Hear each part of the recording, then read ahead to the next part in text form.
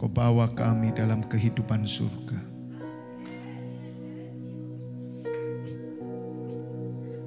Hanya oleh anugerah-Mu. Kami hidup karena anugerah-Mu Tuhan. Sungguh kami bersyukur. Bahwa kami terus naik Bapa. Di hari ketiga Gunung Sinai Worship 40 hari. Kau terus membawa kami naik. Sehingga kami boleh berada pada tempat di mana Tuhan berada. Kami boleh melihat dalam segala hal kehidupan kami dari pihak Tuhan. Kami memandang sebagaimana Allah memandang. Itulah kerinduan-Mu ya Bapa. Supaya kami memiliki pikiran Allah, pikiran Kristus. Dan disitulah ya Bapa, kami hidup di dalam kuasa-Mu yang luar biasa. Kami tolak setiap kuasa jahat, roh jahat yang hendak mencuri mengambil firman yang akan dibagikan malam hari ini. Di dalam nama Tuhan Yesus kami perintahkan keluar dari ruangan dan pikiran hati kami. Roh Kudus urapi kami semua dan urapi hamba-Mu ini. Kami sambut pesan-Mu malam hari ini hanya di dalam satu nama Tuhan Yesus Kristus. Mari Bapak Ibu Saudara yang siap mendengar firman Tuhan bersama saya katakan amin. Wow. Ya puji Tuhan. Bapak Ibu Saudara, hari pertama Tuhan membawa kita kepada spiritual journey. Setiap saudara 40 hari Gunung Sinai ini Tuhan sedang membawa dalam perjalanan rohani. Jadi mari taruh dalam benak hati saudara, kita sedang berjalan pada kehendak Tuhan, pada apa yang Tuhan mau ajarkan kepada kita. Bahkan sampai malam hari ini, penyertaan Tuhan, aku berjalan di tengah-tengah kamu. Bagaimana kita bisa merasakan Bapak Ibu Saudara ketika kita ada dalam hadirat Allah. Tahukah Bapak Ibu Saudara bangsa Israel selama 40 tahun ada di hadirat Allah. Walaupun di tengah kebebalannya, harusnya 3 hari bangsa Israel sampai ke tanah Kanaan. Tetapi Tuhan melihat umatku belum siap berperang. Andai kata waktu itu umat Tuhan mengerti bahwa Allah melepaskan mereka dari Mesir, menjadikan mereka adalah pasukan-pasukan Tuhan, 3 hari sudah sampai saudara. Tapi Tuhan berkata, saya khawatir bangsa ini akan menyesal dan mereka akan murtad. Jadi Bapak Ibu Saudara, Tuhan itu juga peduli melihat bagaimana kondisi keadaan umatnya. Andai kata bangsa Israel waktu itu mengerti bahwa Tuhan hadir di tengah mereka itu adalah sebagai pahlawan perang, sebagaimana yang dikatakan oleh Musa bahwa dalam Keluaran 15 ayat 3. Bapak Ibu Saudara, ini yang rahasia yang harus muncul di tengah gereja Tuhan. Kalau umat Tuhan tidak mengerti tentang perjalanan kerohanian itu, sesungguhnya saudara harus berdiri sebagai prajurit-prajurit Allah. Maka Bapak Ibu Saudara akan berputar-putar terus, yaitu di padang gurun. Orang-orang yang mengerti bahwa spirit mereka adalah spiritnya pasukan pahlawan, mereka akan mengalami namanya percepatan Tuhan, mengalami namanya peningkatan, lompatan secara roh.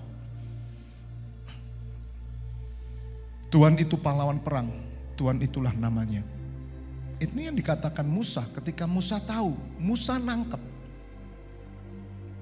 Maka itu Bapak Ibu Saudara 40 hari ini saya sebelum waktu kita mengadakan, saya sudah diteguhkan bahwa pasukan doa akan menjadi pahlawan doa. Itu saya pegang terus, Tuhan apa yang dimaksud bagaimana. Ternyata Tuhan itu mempersewan kita menjadi pasukannya. Dan Bapak Ibu Saudara harus mengerti bahwa surga itu bukan seperti yang kita bayangkan. Hari ini surga itu bukan seperti Taman Eden, Taman Firdaus. Tapi secara roh saya melihat surga itu adalah kamp perang Tuhan. Pusat kendali nuklirnya Tuhan. Tapi sebagian umat Tuhan kan gak bisa berpikir begitu. Mereka pikirnya kan adem ayem enak, ada air terjun mengalir, cricik-cricik gitu. Kasih dari surga. Pantas saudara, Tuhan muter terus akhirnya umat Tuhan. Ini yang Tuhan tunjukkan, goal saudara nanti bahwa setiap Bapak Ibu Saudara akan mengerti bahwa Tuhan hadir di tengah kita sebagai pahlawan. Dan itu Musa menangkap, umat Tuhan tidak nangkap. Orang Israel mikirnya cuma materi, makan, minum. Ya ilah. Makanya Rasul Paulus berkata bahwa seorang prajurit itu maybe di 1 Timotius berapa, tolong di surat Timotius ya. Seorang prajurit tidak pernah memusingkan kehidupannya sendiri. Kenapa bisa muncul gitu? Nah, bangsa Israel kan perkaranya perkara makan minum, pakaian. Gak ngerti apa yang Tuhan inginkan. Karena yang dihadapi oleh bangsa Israel nanti adalah peperangan. Dan sampai hari ini saudara, gereja Tuhan menghadapi peperangan. Makanya saya katakan umat Tuhan itu belum sampai kepada apa yang Tuhan kehendaki. Jauh. Seorang prajurit yang sedang berjuang tidak memusingkan dirinya dengan soal-soal penghidupannya. Ada 3 mental yang Rasul Paulus berikan dalam perjalanan rohani. Yang kita harus lalui 3 mental ini. Yang pertama mental prajurit, kedua mental olahragawan, 3 mental petani. Ini berbicara apa saudara? Berbicara peperangan roh. Saudara tahu mental olahraga? Sama, mental prajurit sama mental olahraga itu sama. Mereka adalah pejuang. Mereka adalah pemenang. Mental olahraga itu sebelum sampai, mereka harus spiritnya sudah sampai di garis finish. Itu pejuang. Makanya seorang olahragawan, dia tidak akan menyerah. Bukan masalah menang kalahnya, tapi dia harus bisa menyelesaikan pertandingan dengan baik. Itu mentalnya, bukan masalah menang kalah. Saudara, menang kalah itu kan tidak mungkin dua-dua juara gini, tidak mungkin. Juara 1 dan juara 2, betul nggak? Nggak masalah juara 1, juara 2.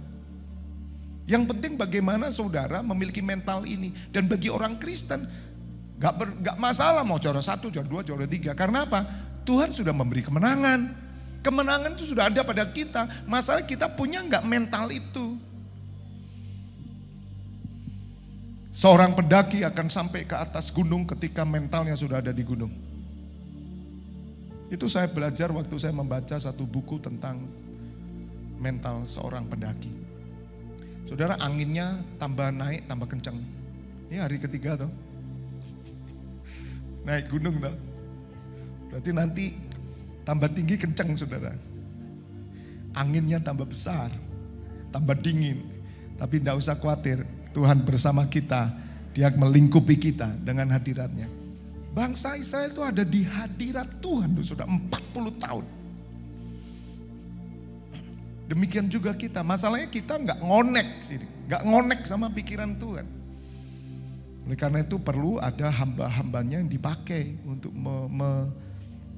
mewahyukan, membuka mata umat Tuhan.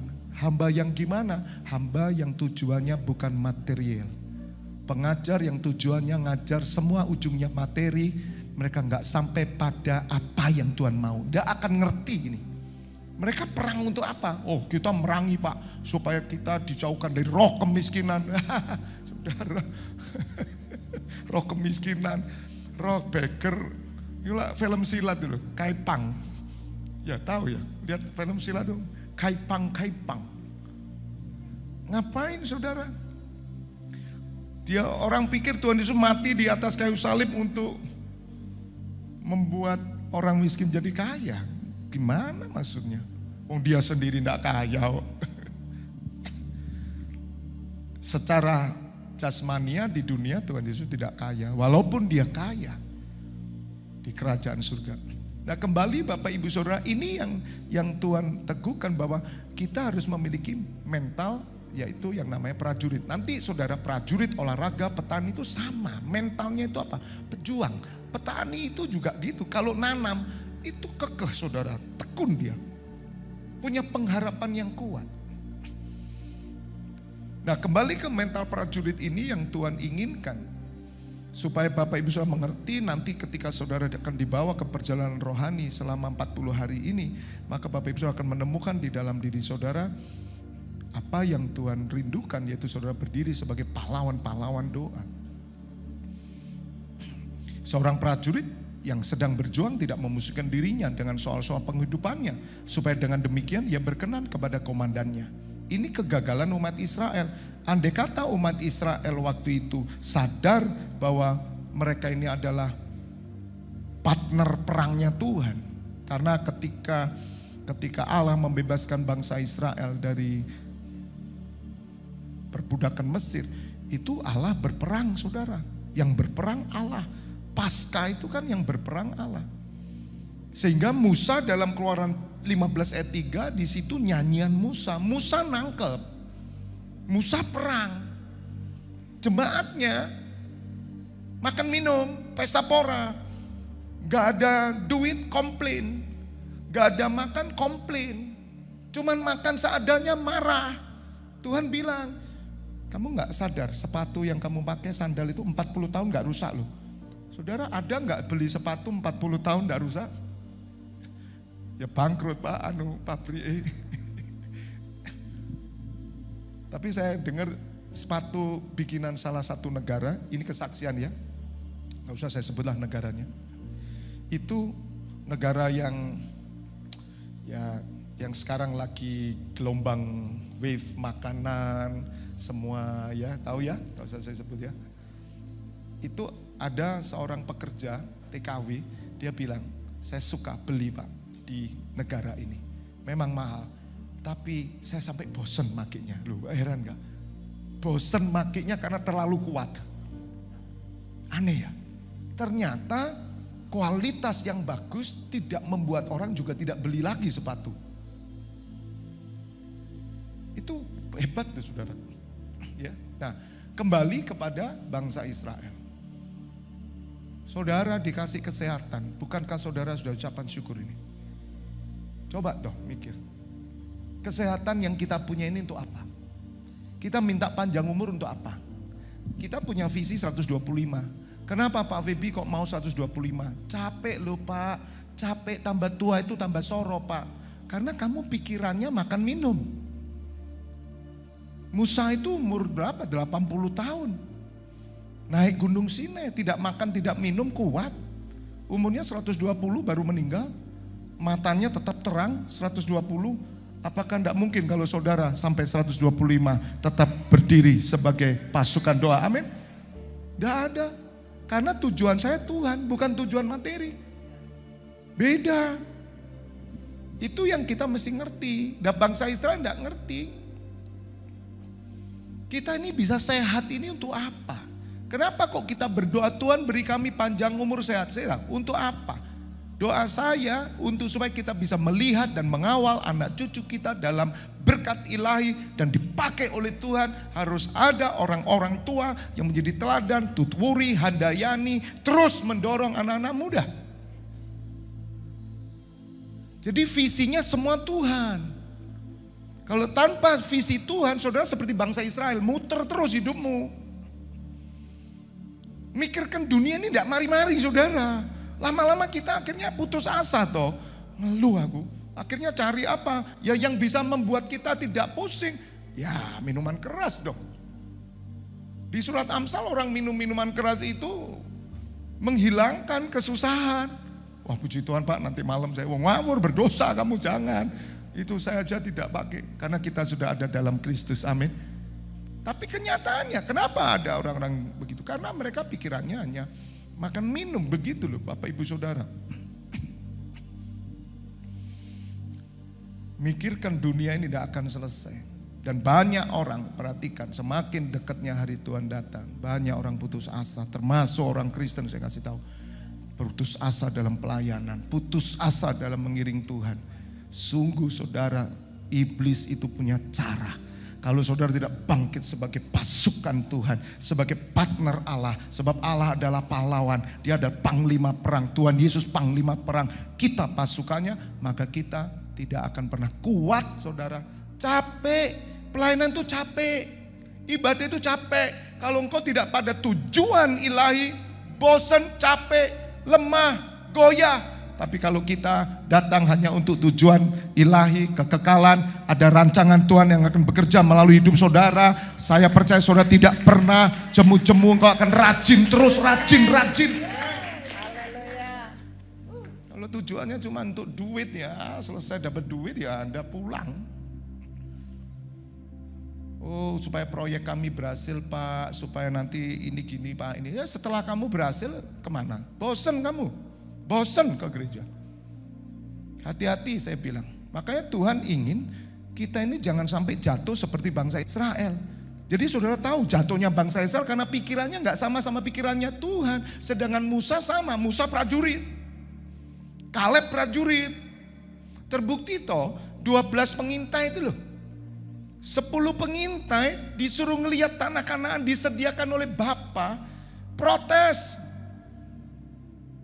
Ini orang gede-gede, kita kayak belalang. Hanya Kaleb dan Yosua mentalnya prajurit gitu loh. Kaleb dan Yosua berkata, Tuhan yang menyuruh. Kita percaya bahwa Tuhan yang memberi kemenangan. Malah mereka dilempari. 2 orang musuh 10 orang. Kalah toh. Tapi Tuhan tahu. Hanya 2 generasi Yosua dan Kaleb ini yang masuk tanah perjanjian. Yang lain tidak boleh. Bayangkan saudara. Bisa ngerti? Dan berapa banyak sekarang orang Kristen yang punya mental prajurit. Karena mereka pikir prajurit itu cuma pendeta seperti saya, Pak Hendra dan semua pelayan di sini prajurit. Sedangkan jemaat apa? Pedagang, karyawan, profesi, artis lah, olahragawan lah, seniman lah. Lihat sudah kan tidak sampai. Itu yang membuat gagal bangsa Israel. Andai kata waktu itu bangsa Israel ikut seperti Musa, maka bangsa Israel tidak akan 40 tahun saudara. Sama kita juga. Tuhan mau Bapak Ibu Saudara mengerti tentang isi hati Tuhan bahwa seorang prajurit tidak pusing dengan penghidupannya. Yang memelihara bangsa Israel itu Allah kok. Tapi bangsa Israel nggak mau mengerti bahwa Allah itu ada di tengah mereka sebagai seorang pahlawan. Tuhan Yesus datang sebagai siapa? Prajurit. Ditulis di surat Wahyu, dia panglima kuda putih, pasukan kuda putih. Maka itu sekolah minggu kalau nggak dirubah cara ngajarnya, maka anak-anak ini seperti orang Israel yang gagal di padang gurun. Karena mereka tidak pernah dilatih berperang sejak kecil. Makanya di tempat kita sekolah minggunya ngajar mereka mulai kecil jadi pendoa syafaat sudah. Tidak usah pusing, yang balita ajak main-main aja supaya nggak ganggu orang tua. Yang sudah mulai ngerti, ayo ajar doa. Bukan main-main happy ye, happy ya. Lewat itu sudah. Katakan amin, yang setuju tepuk tangan. Bongkar. Jangan ikut-ikutan. Saya nggak pernah mau membuat sesuatu kegerakan itu ikut-ikutan. Dulu saya ikut-ikutan. Tapi ketika saya ibaratnya diwejani lagi sama Tuhan. Kamu harus berubah. Saya ini kan orang praise and worship saudara. Saya ini orang mimbar. Waktu awal-awal di Miramar itu saya serahkan ke anak-anak. Saudara, waktu itu pujian penyembahan kita. Saya itu memaklumi semua, bayangin ya. Enggak kayak gini loh. Itu arek pokok yang mimpin urapan apa enggak. Satu kali ada seorang pendoa datang ke saya. Bukan jemaat. Dia datang. Dia bilang, Pak, Tuhan mau penyembahan tempat ini. Di situ Tuhan tegur saya. Kenapa kamu lepas? Wah ampuni Tuhan. Karena saya pikir semua anugerah. Udah santai aja nyanyi mau nyanyi. Ya sudah kan sudah selamat lah kita. Tidak saudara. Jauh lebih dari itu.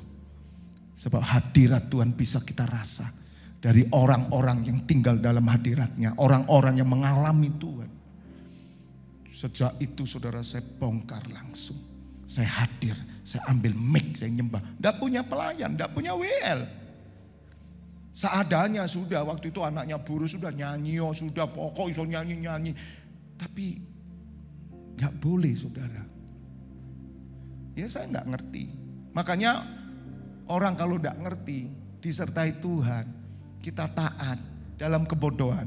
Tuhan akan membawa kita untuk memahami dan mengerti. Tapi tobat tuh saya saudara, ampuni aku Tuhan. 2 tahun saudara, jemaat banyak, cepat. Di Soekarno-Hatta disitulah orang langsung kaget. Pak Febi kok berubah saiki? Karena Tuhan bilang kamu tidak ikut gereja siapapun.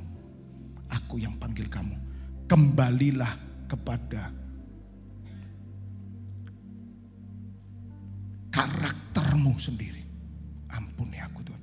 Jujur saya meniru gereja lain. Tak boleh. Tidak. Karena gereja bukan program. Tapi gereja itu kehidupan. Perjalanan bersama dengan Tuhan Yesus dan Allah Bapa. Roh Kudus menuntun kita. Membawa umat Tuhan sampai mengerti kehendaknya. Katakan amin.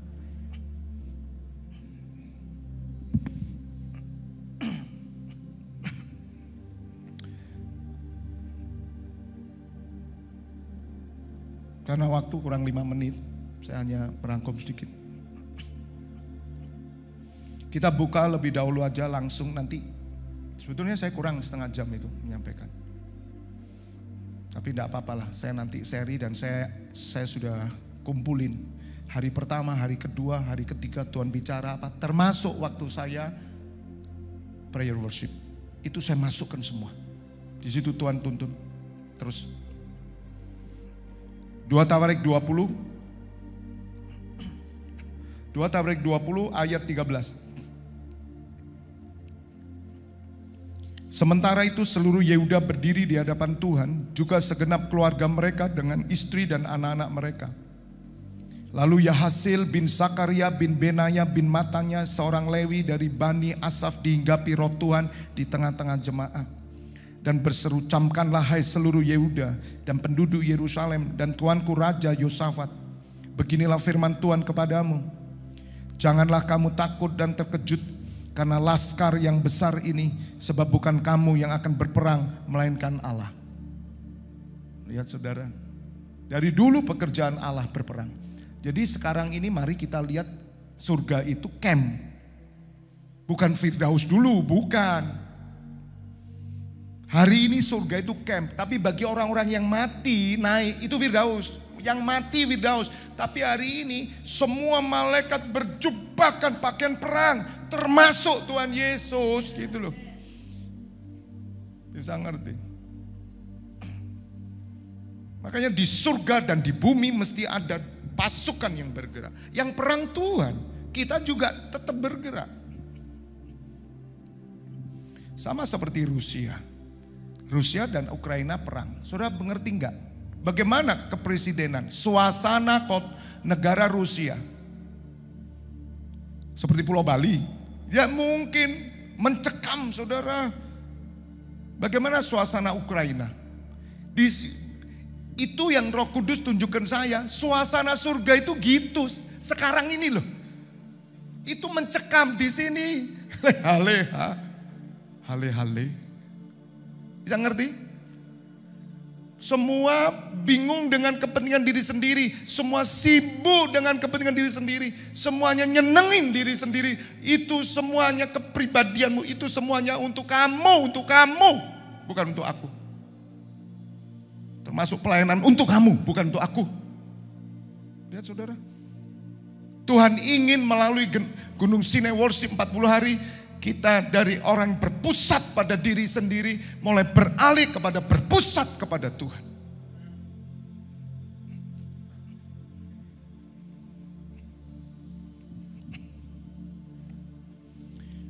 Prajurit itu saudara mati itu untuk bangsanya. Prajurit Tuhan mati untuk Tuhan. Rela mati. Maka itu Bapak Ibu harus ngerti. Ketika Roh Kudus ajar saya, iya ya suasana Ukraina itu bagaimana? Tidak mungkin suasananya itu kuliner, tidak mungkin. Surga itu suasananya sedang derap perang saudara. Itu ruang kendalinya Tuhan. Makanya Tuhan senang di tempat ini. Karena di tempat ini rohnya perang terus. Pujian yang kita naikkan itu adalah perang. Semua perang. Sampai kita pulang ke rumah Bapa baru selesai perang. Katakan amin. Sebelum kita pulang kita tetap perang. Mari berjaga-jaga. Pakai segala perlengkapan senjata Allah. Dalam Efesus 6 ayat 10. Jadilah kuat dalam Tuhan. Amin. Kalau orang sudah perang, ada nggak di tengah perang itu mikirin utang? Coba mikir. Di tengah perang. Masih cemburu sini, cemburu situ. Di tengah perang masih mikirin, aduh, anakku mau lahir. Itu bukan berarti kita tidak boleh loh ya. Kemana? Bukan. Tapi Efesus 6 itu akan muncul, ngerti saudara sekarang. Kenapa ada Efesus 6 ayat 10? Hendaklah kamu kuat, akhirnya hendaklah kamu kuat di dalam Tuhan. Akhirnya, itu endingnya. Tuhan mau saudara memakai seluruh perlengkapan senjata Allah. Kenapa? Nah karena bosmu itu perang. Maka urapan yang kemarin saya berikan di Surabaya itu kan. Urapan Friends of God itu bukan sekedar senang-senang, itu perang. Jadi partnernya Tuhan. Sama-sama mikir. Dan peperangan tidak selesai saudara. Di dalam diri saudara peperangan. Di luar diri saudara peperangan. Dan kita harus menghancurkan segala roh-roh jahat. Hanya umat Tuhan yang diberi kuasa. Orang lain tidak bisa. Makanya orang kalau ngerti ini Bapak Ibu Saudara. Saudara akan berdiri teguh atas nama Tuhan Yesus. Berdiri teguh, kuat, kokoh. Dan saudara sembuh. Lukamu disembuhkan. Pulih. Tidak ada orang perang prajurit lebih sakit hati, tersinggungan. Kamu kok tadi ngelirik aku ya? Ini mau nembak musuh. Lucu gak? Lucu gak? Tertawa tuh. Kira-kira ransum. Itu tadi aku dikasih 5, sekarang tinggal 2. Ini perang rek. Kau mikir pean wes karemu gitu. Do you know? Understand ngomongan saya itu? Bisa ngerti? Lucu gak kalau gereja kere-keran? Lucu. Tuhan itu gini, ya ilah. Wis cari lain aja, wis cari gereja lain aja. Sopo yo sing mau perang. Kalau kita ngerti ini saudara, persoalan apapun itu sudah ada. Amin. Besok lanjut, Tuhan berkati. Sudah habis. Tidak apa-apa, masih 37 hari. Tetap semangat, amin. Tetap semangat. Bapak kami bersyukur bahwa kami terus naik. Karena Roh Kudus terus membawa kami mengerti. Roh kami dikembangkan, roh kami ditarik supaya kami menjadi pejuang-pejuang Tuhan. Karena Tuhan Yesus memakai pakaian perlengkapan senjata Allah. Tuhan Yesus pakai pakaian perang. Gereja adalah pasukan doa, pasukan kemenangan Allah. God Victorious Army. Hamba menyerahkan 24 pintu gerbang surga ke depan malam hari ini, bahkan pagi hari. Imammu yang bertugas, mereka pakai pakaian perang dan berperang mereka. Kemenangan sudah diberikan. Bapak Ibu Saudara, buka kedua tanganmu, terimalah pengurapan minyak dan anggur, peristiwa dengan tubuh dan darah Putra Yesus Kristus, menyucikan dan menyembuhkan. Dan berkat kehidupan turun atas Bapak Ibu Saudara semuanya, di dalam nama Bapa, Putra dan Roh Kudus. Yang sudah menerima berkat Tuhan bersama katakan, amin. God bless you all, sampai ketemu besok jam 4 dengan saya.